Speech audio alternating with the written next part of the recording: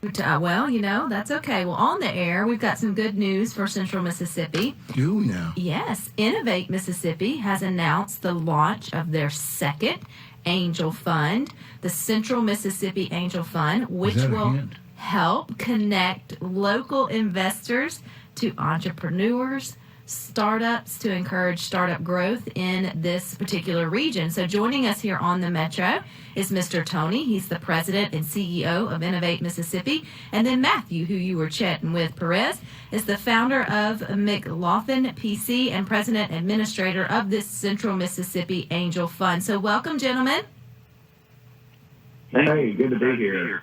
Good to have you here, and I don't care which one takes it, but before we dive into what this fund does, I feel like we need to define a few terms for people like me who have heard them before but maybe aren't fully aware of what they mean or how they do. So who wants to kick us off with just defining maybe what an angel fund is? Tony, do you want to take that? I'm happy to take that. Maybe I can talk about more of the big picture pieces because Matthew's got exciting things to talk about specifically with Central Mississippi Angel Fund. So generally, when an angel investor is someone not an organized venture capital or other fund, an individual angel investor is just an individual who likes to invest in businesses. So an angel fund is a collaboration of multiple angel investors pool their money into a fund just to have more impact. So when we're talking about angel investing, it's really the first stage of outside capital for a lot of these startups.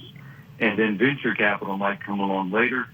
And this is an organized form versus an individual angel investor.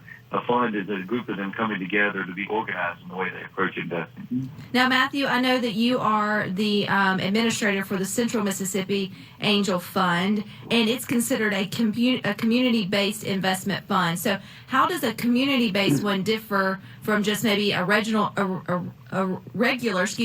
angel fund, and how is it more special? Yeah, sure.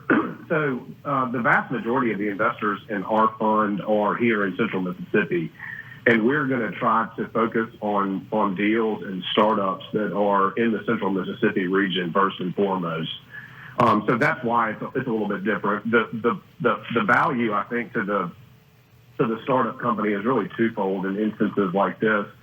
They get the seed capital that Tony mentioned, which is often the earliest form of capital that comes into the company. But they also get the benefit of mentorship from the members of the fund. So there's kind of a dual purpose here, and that at the end of the day ends up the mentorship and the connections and the relationships that are developed by the startup company and its founders and the angel investors typically tend to be more valuable than the actual money they receive. So it is very community focused in the sense that our primary kind of geographical target is the Central Mississippi area. Now, Tony, Innovate Mississippi has a statewide Mississippi Angel Network, and I think this is y'all's second specific community-based fund. The first one was there in North Mississippi. I'm assuming it has been doing well for you guys to put in the effort to creating another one. Is that correct? Yes. They've been active investors, and that group, it's called the North Mississippi Angel Fund, but it ended up being more northeast. They're really a group of folks from Louisville up to Tupelo who typically meet in Starkville, West Point, Columbus area. But I think, as Matthew mentioned, I think it's important to point out, really, I think, and we really feel that these angel funds are good for investors and entrepreneurs around the state.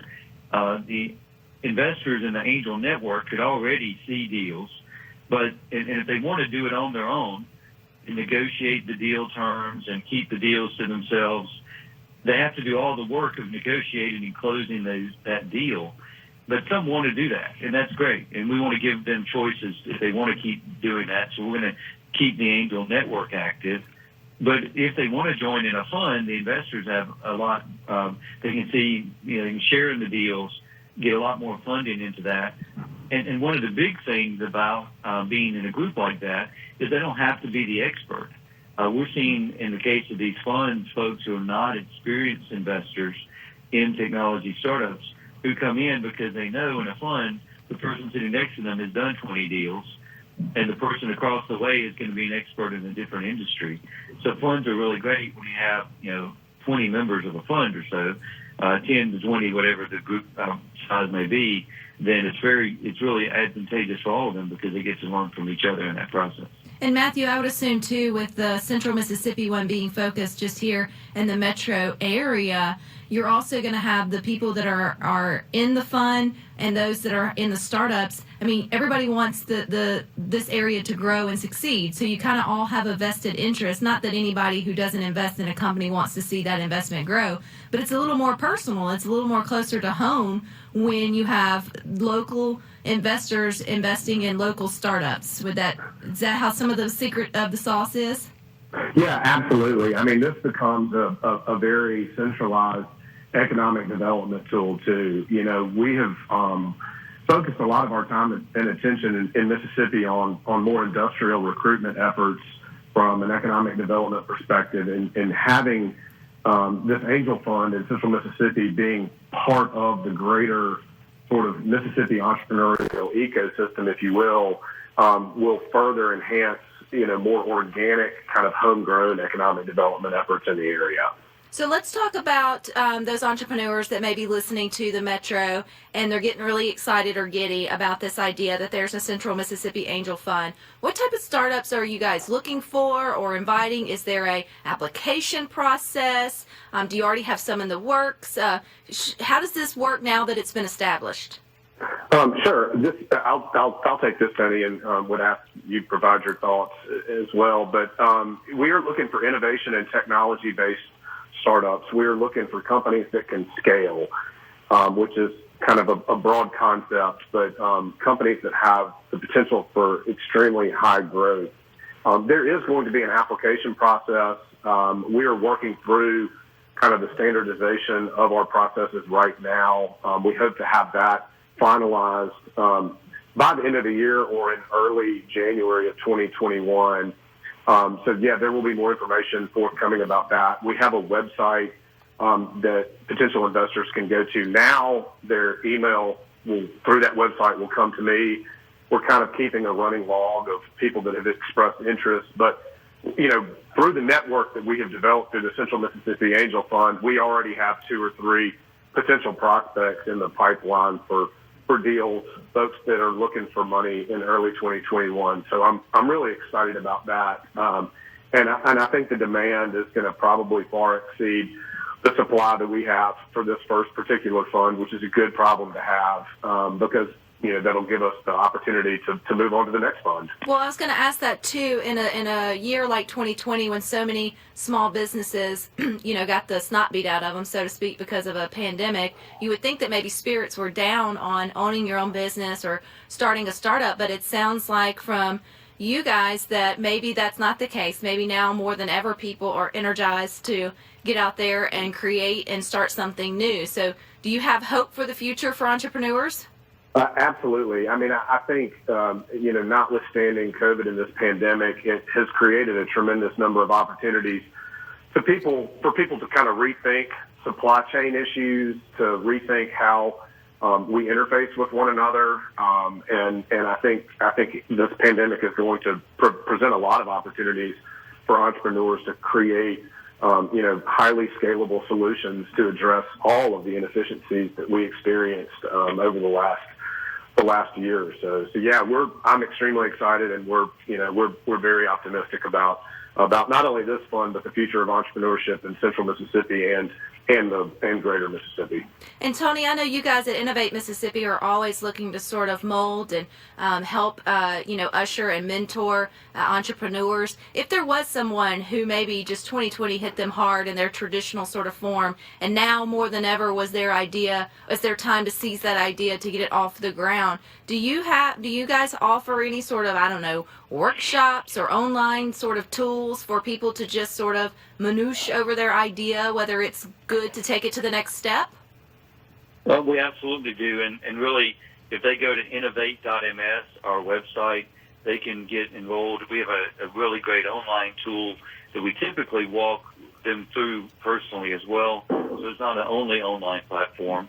But I think, what Matthew had said as well, I think anytime there's disruption, people sort of look around at their situation and what we often see with a lot of our startups is there are a lot of great ideas out there, but the people have day jobs and they're kind of not really spending much time on that side idea. And then when there are disruptions, it causes them in some cases to go, I really do want to try that now. And so what we see in many cases, and we've really seen that, not so much, early in the pandemic, kind of things did shut down, and then all of a sudden, there's just been this heavy traffic of folks, kind of actually dusting off those ideas and developing them a little more, some that are specific to COVID, but more that are just, they're actually, serious about trying to do them now. And so, yes, they work through us on our website. I do think it's an interesting situation, too. It's been a lot of fun working to develop these funds, and we're going to continue to have a very close relationship with the angel funds. But Innovate Mississippi is not actually involved in the funds once they're up and going. They're member-managed funds. They selected Matthew as the president and administrator for the fund, and they're going to be completely independent of us. We will send them some deals, and probably they'll tell us they don't like some of them, and hopefully they do like others. But we're going to work real closely with them, but that's been part of the fund. As we set up one, we're going to set up funds in North Mississippi, in the Oxford Delta area, as well as South Mississippi. It'll be the same situation. We're going to continue to work with the entrepreneurs, keep great relationships with those investors, but they're going to be running it on their own in a for-profit way.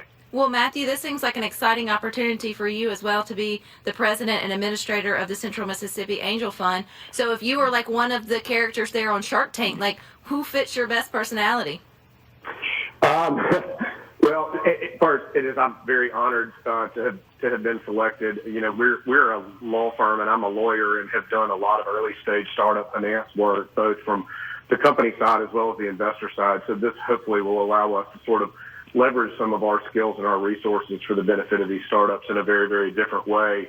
But I will say, the idea has to be good first and foremost, but there's really so much more that goes into it. Execution is critically important. The ability to build the right team, the kind of self-awareness to be able to pivot in a different direction if the market is kind of dictating that. There are all sorts of different personality traits and characteristics and things that investors are looking for. The idea has got to be good. There's got to be a market for it, sure, but execution is ultimately the key, and that's really what we hope we can find is people that can execute on their ideas and create some scalable companies here in Mississippi. Well, I will say it was very encouraging as well as all-inspiring to watch back in March, April, when all this first started with the pandemic at least, and you saw small businesses from the top to bottom of Mississippi, particularly here in Central Mississippi, that used that word pivot just on a dime and figured out how to keep paying the bills, keep paying their employees by changing up, the structure of their company from cat head,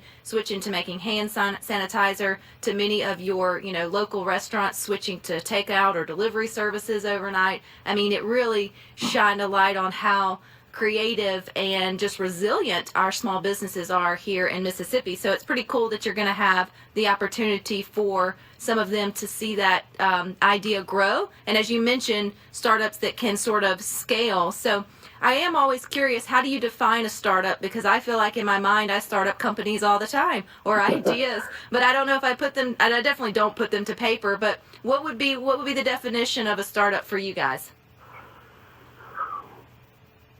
Tony, would you like to go first on that one? Yeah, so I think a startup versus a small business or new business does generally imply that it has a big vision and a big growth strategy. A lot of times when people say a startup, that's usually part of what they're thinking. But, we do see existing companies that then decide they want to pivot and head toward growth. And while you couldn't call them a startup because they might have been around 20 years, they can still feel like a startup in terms of that growth potential. We think anytime anyone's introducing new ideas in the market that can really scale and become big, that's really the target. I think whether they define themselves as a startup or not, we really do see sometimes those companies with a lot of years under their belt that are still kind of pivoting for the first time to go in that mode. Oh, I like that. I never thought of it in sort of that way, that you can, there's multiple, seasons or opportunities for a company to go to that next level, and you would basically already start over, right? You'd have to start back to square one, thinking about all the things to think about to take that next move. So if people are thinking about maybe getting more information on the Central Mississippi Angel Fund, Matthew, where you mentioned a website, but where do they go, or what do they start thinking about in terms for 2021? Yeah, so you can, and I don't have the URL off the top of my head. We're going to work, as Tony said, very closely with Innovate on deal flow. I think, we are going to want to look at companies that have been through, Innovate's sort of testing and questioning and process. So Innovate has a ton of great resources. Tony gave the website a little while ago. The Central Mississippi Angel Fund does have a website, which I believe is linked off the Innovate website somewhere. There will be more information coming online in early 2021 about what our processes are going to be. So I would encourage everybody to kind of be on the lookout for that. Well, the website is centralmississippiangelfund.com. I had it right in front of me, Matthew. There you go. Yeah. Perfect. And we'll probably have a shorter version of that, but for now, that's the temporary website at centralmississippiangelfund.com. I do want to quickly mention it's just getting started for entrepreneurs, but it's not too late for investors to get involved. If there are accredited investors out there, we can't really solicit investment over public airwaves like this, but if they're interested as well, there's a spot on the website they can get further information if investors still want to get involved in the Central Mississippi Angel Fund. It hasn't quite closed yet for investors either. All righty. Well, you guys are welcome back in 2021 to share more, but you all stick with us. We've got more for you up next on the Metro.